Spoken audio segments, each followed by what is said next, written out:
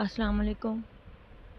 آج ہم اسٹارٹ کریں گے اردو کا سبق نمبر 90 نثر۔ یہ مشکل ہوگا تھوڑا سا آپ لوگوں کے لیے کیونکہ اس میں کچھ الفاظ ہیں جو مشکل آپ لوگوں کو لگیں، لیکن وہ اب اتنے پرانے ہیں، وہ جن بک سے لیے گئے ہیں نا، ٹھیک ہے، ہم نثر ہی پڑھیں گے، ٹھیک ہے، بلا وجہ کی، لیکن وہ اس میں وہ کیونکہ 1000 سال پرانی ہے تو اس وجہ سے نا اس کے کچھ الفاظ بھی جو آپ لوگ شاید نہ سمجھائیں، لیکن آپ لوگ اسے خود ریڈ آؤٹ کر لیجیے گا ویڈیو کو پاز کر کے یا ہینڈ آؤٹ سے، ٹھیک ہے۔ تو جو چیپٹر آپ لوگ مشکل لگے نا اسے آپ ریڈ آؤٹ کرو، ٹھیک ہے، ایک بار لیکچر سن کے اسے ریڈ آؤٹ کرو تو انشاءاللہ آپ لوگوں کو جو ہے اچھی پریپریشن ہو جائے گی۔ باقی آپ لوگوں نے لوڈ بالکل بھی نہیں لینا، مڈ ٹرم کا پیپر ایزی ہی ہوتا ہے، تو اتنا مشکل نہیں ہوتا، لیکن یہ جو میں آپ لوگوں کو یہ نہیں کروا رہی نا، یہ سارا وہی جو ہم پہلا چیپٹر پڑھ چکے ہیں کہ اردو زبان میں کیسے اپنا جداگانہ تشخص قائم کیا، یہ وہ والی بات یہاں پہ لکھی ہوئی ہے، بس یہ ایویں ہی مطلب وہ جیسے کہتے ہیں نا ایک کہانی، یہ بھی ہم نے پڑھا تھا کہ اردو میں ہم کہتے ہیں یہ کتاب میری ہے، اور پنجابی میں کہتے ہیں کہ یہ کتاب میری ہے مطلب جو بھی ہے کہتی ہے، ہم پڑھ چکے ہیں، اور اس لیے میں نے آپ لوگوں کو یہ نہیں کروایا۔ اور باقی اس میں جو بھی امپورٹنٹ ہے نا وہ میں نے سب کچھ ہائی لائٹ کیا ہے، جو مجھے لگتا ہے آپ لوگوں کو ایم سی کیو سے شارٹ کوسچن کے حوالے سے آ سکتے ہیں۔ باقی میں یہ نہیں کہوں گی کہ یہ امپورٹنٹ ہے اسے رٹا لگا لو، یہ وہ امپورٹنٹ ہے، یہ ضرور کہوں گی کہ آپ لوگ چیپٹر کو خود بھی ریڈ آؤٹ کیا کرو، کیونکہ اس سے آپ لوگوں کو بہت اچھے سے سمجھ آئے گی، اور آپ لوگوں کو سمجھ آئے گی کہ اس میں وہ کیا رہا ہے،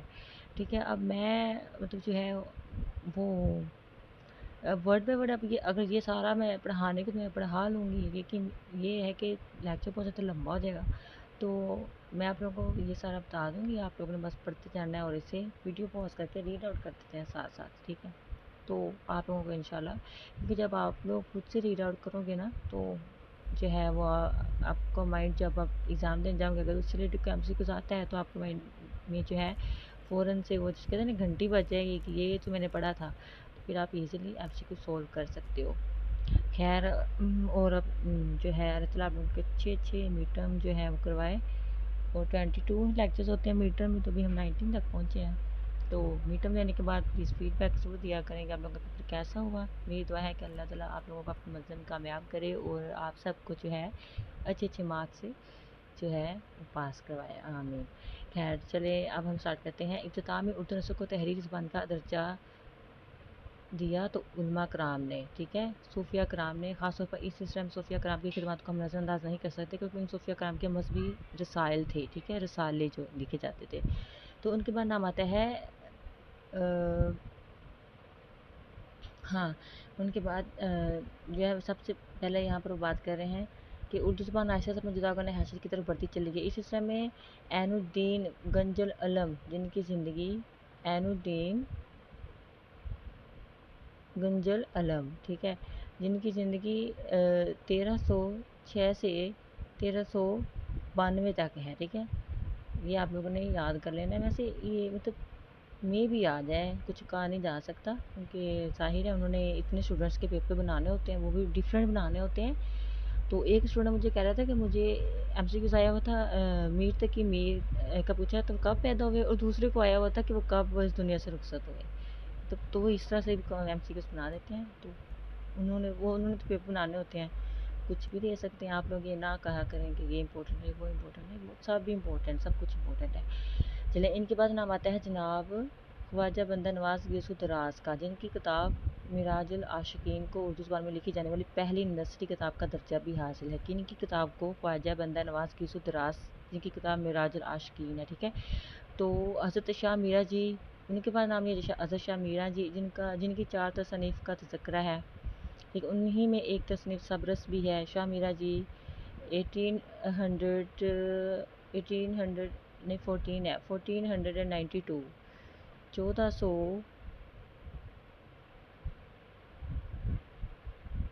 1492 میں جو ہے وہ فوت ہوئے، ٹھیک ہے، یہ آپ لوگوں نے اچھی طرح سے یاد کر لینا ہے۔ خیر آگے ہم آگے ہم پڑھتے ہیں. اس کے بعد نام آتا ہے برہان الدین جانن کے، پھر ان کے بعد میرا جی یعقوب اور پھر میرا جی خدا نما. یہ نام ہے جن کا تذکرہ خاص طور صوفیہ کرام کے حوالے سے تصوف کی تعلیمات کے حوالے سے کیا جاتا ہے. ٹھیک ہے. خیر آگے ہم پڑھیں گے. ان کے بعد جس تصنیف کو اردو کی پہلی ادبی تصنیف کہا جاتا ہے وہ کون سی ہے؟ ملا وجیح کی سبرس. انہیں کیا کہا جاتا ہے؟ اردو کی پہلی ادبی تصنیف. ٹھیک ہے. یہ آپ لوگوں نے اچھی طرح سے یاد کرنا ہے. ٹھیک ہے. اب جو ہے انہوں نے قصیدہ گوئی بھی کی اور مرثیہ گوئی بھی اور غزل گوئی بھی پر بھی انہیں خاص مہارت حاصل تھی. تو اردو کے پہلے نثر نگار ہونے کا مقام اور مرتبہ ملا وجیح کو حاصل ہے. تو ڈاکٹر فرمان فتح پوری اپنی کتاب اردو نثر میں لکھتے ہیں اردو نثر کا ارتقاء. اس میں لکھتے ہیں نثر صرف تمثیل اور داستان نگاری تک محدود نظر آتی ہے اور اس میں ملا وجیح کی سبرس جس میں حسن عشق کو بطور کردار پیش کر کے خوبصورت داستان بنا دیا گیا اردو نثر کی پہلی مکمل ادبی کتاب قرار پائی ہے. سبرس چونکہ عہد اکبری کی تصنیف ہے اس لیے اس کے لیے اردو کی نثری تاریخ 400 سال سے زیادہ پرانی کہلانے کی مستحق ہے. تو آپ لوگ سے اس طرح سے کوشچن بھی پوچھ سکتے ہیں کہ فرمان فتح پوری نے جو ہے اپنی کتاب اردو نثر ارتقاری میں کیا لکھا تھا. ٹھیک ہے. تو اس طرح سے وہ نہ کہ آپ لوگ سے پوچھ سکتے ہیں. آپ لوگوں نے یہ اچھی طرح سے یاد کرنا ہے. تو ملا وجیح نے یہ کتاب یعنی سبرس جو ہے وہ 1635 یعنی 1635 میں مکمل کی.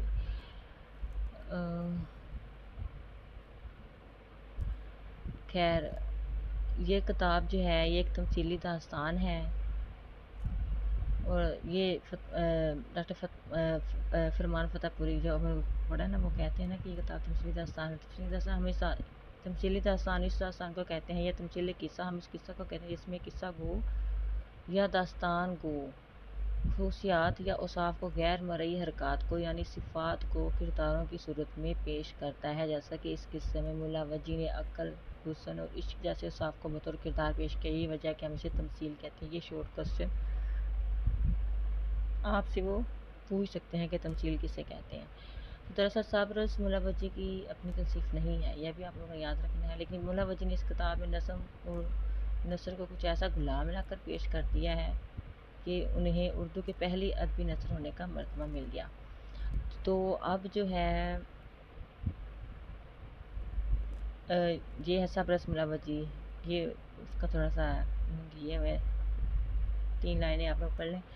جس دل ربا شہر میں یوں دل آرام باغ ہے اس دل ربا شہر کا نام دیدار. اس دل آرام باغ کا رکب رخسار ہے اس باغ میں ایک چشمہ اس چشمے کا نام دہن منموہن. جگ جیون بہتیج میٹھا جو نبات اس چشمے تو منتا سو آب حیات. اس چشمے پر جاوے گا تو پاوے گا آب حیات. یہ سبرس جو ہے وہ ملا وجیح 100 سال پرانی کیونکہ یہ اقتباس 100 سال پرانا ہے اس لیے اس میں دکنی الفاظ ہیں اس لیے آپ لوگوں کو یہ سمجھ نہیں آیا ہوگا. تو وجیح کے بعد وجیح کے بعد ادبی نثر کا دوسرا سنگ میل آتا ہے جو 1731 میں فضل علی فضلی کی تصنیف دا مجلس یعنی کربل کتھا. فضلی کے اس تصنیف کے مصنف کے متعلق اختلاف آ جاتا ہے. کربل کتھا میں کربلا کے بارے میں لکھا گیا تھا. ٹھیک ہے. کربلا کا بیان تھا اس میں. تو اس میں واقعات کربلا کو بیان کیا گیا ہے. تو مرثیہ گوئی کی صورت میں نظم کیا جا رہا تھا. جو واقعات کربلا جو ہے نا اس کا بیان جو ہے اس تصنیف سے پہلے یہ جو ہے اسے مرثیہ گوئی کی صورت میں نظم کیا جاتا تھا. ٹھیک ہے. وہ جو بیان نہیں کرتے یہ وہ والی بیان کا آپ لوگ کو پتہ ہوگا تو وہ کیا جاتا تھا مرثیہ گوئی میں. لہٰذا انہوں نے واقعات کربلا کو کربل کتھا ان مجلس دا مجلس کے نام سے نثر میں محفوظ کیا. لہٰذا اب کیا ہوا اب یہ لہٰذا پیش عظیم کوئی صفت کا نہیں ہوا مخترع اور اب تک ترجمہ فارسی بزبان ہندی نثر نہیں ہوا. مجتمع اس اندیشہ میں غوطہ کھایا اور بیان تعامل و تدبیر میں سرگشتہ ہوا لیکن راہ مقصود نہ پائی. نہ گاہ نسیم عنایت الہی کے حسن افکار پر احتراز میں یہ بات آئینہ خاطر میں یوں دکھلائی کہ فکر عظیم بغیر امداد دو ارواح مقدس حسنین علیہ السلام حسب خواہش محبوب کے سر انجام نہ پائے. تو اس سلسلے میں اگلا اہم قدم میر عطا حسین خان تحسین کی نو طرز مرثا ہے اور یہ کتاب 1775 75 में मुकम्मल हुई। तो ये 9 तर्ज़ मिर्ज़ा मरूफ फ़ारसी किस्से चहार दरवेश का तर्जुमा, जिसमें 4 दरवेशों की दास्तान थी। तो वो कोल मौलवी अब्दुल हक कहते थे कि इसको पढ़ने वाले को मतली आने लगती है। ठीक है, सब लोग याद रखना कि मौलवी अब्दुल हक ने ये कहा था कि जो है 4 दरवेशों की दास्तान जो है ना फ़ारसी में थी चूँकि, तो इसको पढ़ने वाले जो इस पढ़ता था ना उसे मतली आने लगती थी। खैर, मीर अता हुसैन लिखते हैं कि बाद एक लम्हा के वो माह शब चहार दहम रौनक अफ़ज़ा हदीक़ा फ़िरदौस नमा के होकर ऊपर मसंद ज़िफ़्त नकरई के जलवा आरा हुई। वो कितने मुश्किल लफ्ज़ उन्होंने इस्तेमाल किए हुए हैं। वो कौमें जो इस वक्त तक तरक्की नहीं कर पाती जब अपनी ज़ुबान से मोहब्बत ना करें। बहुत इंपॉर्टेंट पॉइंट है ये। तो फोर्ट विलियम कॉलेज में सबसे अहम तरीन नाम आता है डॉक्टर जॉन गिलक्रिस्ट का। उनके मतलब हमारे मुहक्किकीन एक तवील अर्से तक ये ख्याल करते थे कि शायद फोर्ट विलियम कॉलेज के प्रिंसिपल थे, और बाद खुशियों कहते थे कि doctor John cross from William के कॉलेज के प्रिंसिपल नहीं थे, बल्कि शोभा हिंदुस्तानी जो इस वक्त उर्दू का नाम था वो शोभा हिंदुस्तानी के सरबराह थे। उन्होंने उर्दू की तरक्की के लिए जो काम किया बहुत अफसोस से कहना पड़ता है कि हमारे अपने लोगों ने नहीं किया। उन्होंने उर्दू कवायद पर किताबें लिखी, उन्होंने उर्दू लुगत के हवाले से काम किया, क्योंकि उन्होंने वो उर्दू को जो है वो एक आसान जो है इस तरह से वो उस पर काम कर रहे थे ताकि वो उसे इजीली अंडरस्टैंड कर सकें उर्दू को। तो उर्दू ज़बान को सीखने का वो रवाज दिया जो उससे पहले हमारे लोगों को इसकी तरफ तवज्जो ही नहीं दी थी, हमारे लोगों ने इसकी तरफ तवज्जो ही नहीं थी। बहरहाल फोर्ट विलियम कॉलेज ने उर्दू नस्ल का इर्तिका उर्दू नस्ल की तरक्की में नाकाबिल फरामोश किरदार अदा किया। ठीक है, फोर्ट विलियम कॉलेज में 60 या उससे ज़ायद किताबें लिखी गई, ये आप लोगों ने याद करनी है। ठीक है, जिसमें मीर बहादुर अली हुसैनी की इखलाक हिंदी, सैयद हैदर बख्श हैदर की तोता कहानी, ये आप लोग को MCQ बना के पूछ सकते हैं। ठीक है, गुलशन हिंद और आराइश महफल, मीर अमन दहलवी की बागो बहार, मजहर अली बुल्ला की बिताल पचेसी, हाँ, और लल्लू कवि की सिंहासन बतीसी, और मीर शेर अली अफसोस की आराइश महफल, बागे उर्दू और ऐसे दूसरे नाम खासे मरूफ हुए, मतलब मशहूर हुए थे। इन किताबों का बुनियादी मकसद यही था कि उन्हें निसाब में शामिल करके अंग्रेज़ों को पढ़ाया जाए, वो उर्दू से ताकि वो उर्दू से वाक़फ़ियत हासिल कर सकें। तो फोर्ट विलियम कॉलेज का सबसे बड़ा तोहफ़ा उर्दू अदब के लिए, उर्दू नस्ल के लिए यही था कि सबसे पहले उस इदारे ने उर्दू नस्ल को आसान रवी और सादगी की राह सिखाई। उसी से सबसे पहला और सबसे बड़ा नाम मीर अमन दहलवी और उनकी किताब बागे बहार है। ये किताब उन्होंने 1802 में मुकम्मल की, और इस वाक़े बहार में 9 तर्ज़ मिर्ज़ा को ही नकल किया। ठीक है, और ये अरस्तू के नज़रिया तक़लीद के मुताबिक नकल दर नकल नहीं। ठीक है, उनका अपना असलूब और इसमें उनका पेश करदा मतन जो ज़िंदा जवेद हो गया, लिहाजा इसमें आसान रवी सादगी सलासत में साख्तगी और बरजस्तगी का मीर अमन हर लम्हा मलहूज़ खातिर रखा। इस मेहनत से वो गुलाब सा बदन इसमें वो लिखते हैं, इसकी एक मिसाल देखिए कि जगह पर वो लिखते हैं कि इस मेहनत से वो गुलाब सा बदन सारा पसीने पसीने हो रहा है, जिस तरह से शाम हुई और वो दिन पहाड़ से छाती पर से टला, तो छाती पर से टला मैं दो ये दौड़ है, मैं दौड़ कर परवाने की तरह जैसे शम्मा के गिर्द फिरता है तस्दीक हुआ। इस अरसे में बादल फट गया और चाँद निकल आया। तो इसके मिसाल के तौर पर इखलाक हिंदी की जो बहादुर अली हुसैनी की तसनीफ़ है, तो इसमें भी ये बात आप कि इखलाक हिंदी किसकी तसनीफ़ थी? बहादुर अली हुसैनी की। ये भी MCQs। तब ब्राह्मण ये कहकर उठ खड़ा हुआ कि दोस्तों मैं इस गाँव में ना रहूँगा, इस वास्ते कि यही एक लड़का मेरा था, सो खुदा की राह में गया, अब मुझे बस्ती से क्या कि बनवासी रहूँगा।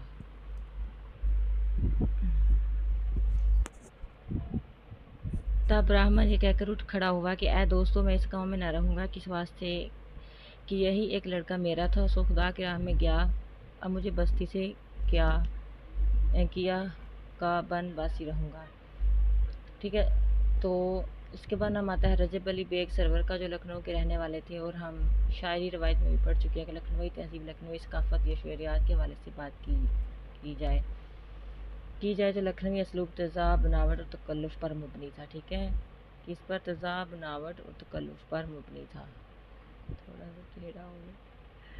खैर, चनाचे रजब अली बेग सरवर ने 1824 1824 में बागी बहार के मुकाबले में अपनी तस्लीम लिखी फसाना अजायब किसने लिखी? रजब अली बेग सरवर ने। ये बहुत MCQ बहुत देते हैं, ठीक है। अगर रजब अली बेग ने कौन सी तसनीफ़ लिखी और बागे बहार किसने लिखी? अमीर अमन दहलवी ने, ठीक है। ये इस तरह से पूछते हैं वो।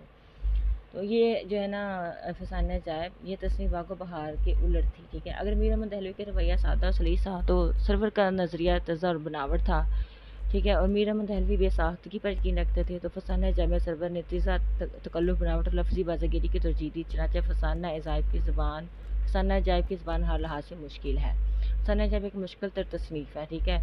सरवर कहते हैं आशिया रुखसार गुल शबनम ने बजाई थी, बाग में भी जाड़े की दहाई थी, ओस बरगो बार की सिफ्त परवरदिगार की दिखाती थी, मिर्सा कारी एक लखत नजर आती थी, दाना हाय शबनम ख्वाह बड़े यार रेजे थे, हर शजर के पत्ते और शाख में अलमास और मोतियों की आवेज़े थे, ठीक है। तो ये मुश्किल थी थोड़ी सी। तो पहले हम फोर्ट विलियम कॉलेज का नाम उर्दू अदब में जो हम उर्दू नस्र की तरक्की का बात करें उसमें सबसे पहले फोर्ट विलियम का कॉलेज का नाम लेते हैं, जो अंग्रेज़ों के वसीले से नस्र को तरक्की मिली, और दूसरा जो दहली कॉलेज का, ठीक है, दोबारा अंग्रेज़ों ने उर्दू को तरक्की दी। तो बस इतना था। और जो इसमें आगे बस ये एक पॉइंट लिखा हुआ है, जो अपनी ज़बान से दूर गया उसने भी लाकर अपना सरमाया भी खो दिया और बाद अपना जुदा करना तशख़्ख़ुस भी, ठीक है। तो जो और ये है ऐसा है भी और ये सही भी है। तो आज अगर हम अपने जुदा तशख़्ख़ुस को बरकरार रखना चाहते हैं तो हमें अपनी ज़बान पर इफ्तिखार सीखना होगा, ठीक है। और हम क्या करते हैं अपनी कौमी लैंग्वेज अपनी अपनी उर्दू ज़बान को छोड़ कर इंग्लिश के पीछे पड़ गए अच्छी तरह हाथ धोकर। खैर जिस इंसान ने काम है बोलना उसे सबसे पहले अपनी ज़ुबान को जो है वो तरजीह देनी होगी। खैर ये लेक्चर ख़त्म हुआ। आज का लेक्चर इतना ही था। आप लोगों ने इसमें बस ये याद रखना है कि उसने फसाना अजायब किसने लिखी और दागे बहार किसने लिखी, ये सारा आप लोगों ने बस याद रखना है। बाकी बहुत ईजी था ये चैप्टर। और आप लोगों को लेक्चर पसंद है प्लीज़ लाइक शेयर और सब्सक्राइब ज़रूर कर दीजिएगा और प्यारा सा कमेंट भी ज़रूर किया करें। एंड बाकी thank you so much and अल्लाह हाफ़िज़।